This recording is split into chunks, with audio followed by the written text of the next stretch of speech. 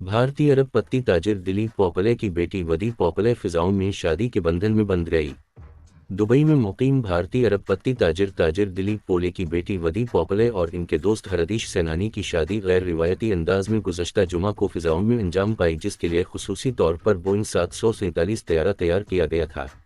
शादी के लिए दुल्हा दुल्हन तकरीबन 350 मेहमानों के हमरा जहाज में सवार हुए और दुबई से उम्मान तक 3 घंटे का सफ़र किया।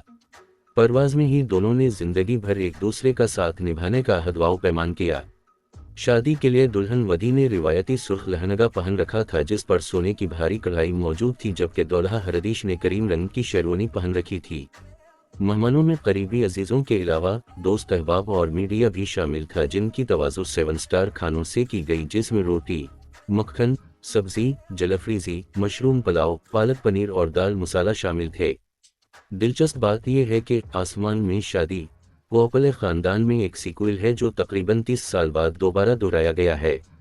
1994 में पहली बार दिलीप पोपले ने अपनी महबूबा सनीता से दौरान परवाज शादी की थी।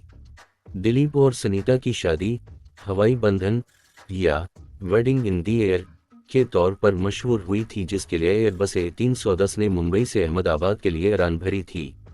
वाज़ेह रहे कि पोपले ख़ानदान मुत्तहिदा अरब अमारात और भारत में ज़ेवरात और हीरों की दुकानों का मालिक है, जिसके भारत और बैरून मुल्क अरबों रुपए के असासे हैं।